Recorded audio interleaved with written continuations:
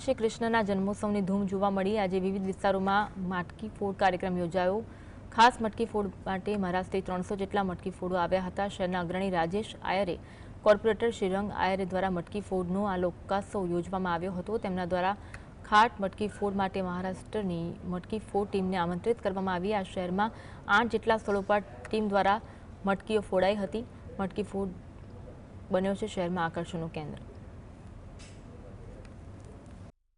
महाराष्ट्र अंदर दही हंडी कार्यक्रम थया पछी आज वडोदरा शहर में चारे बाजू અને અમારા થકી જઈને 8 મટકી તમે જોયો છો કે આ પહેલી મટકી જે રડિયાદવા નગર છે આખો દિવસ મહારાષ્ટ્રની અંદર એ લોકોએ દહી હંડીનો કાર્યક્રમ કર્યા પછી રાત્રે એ લોકો પોતે ટ્રેનમાં બેસીને સવારે 300 લોકો ફરી વડોદરામાં આવ્યા છે। આ એક મટકી એક બતાડે છે કે ગમે તે માણસ હોય એ નક્કી કરે કે મારો આ ગોલ છે એ ગોલ સુધી પહોંચવા માટે કૃષ્ણ ભગવાનનો એક આજનો એક નિશાની હશે।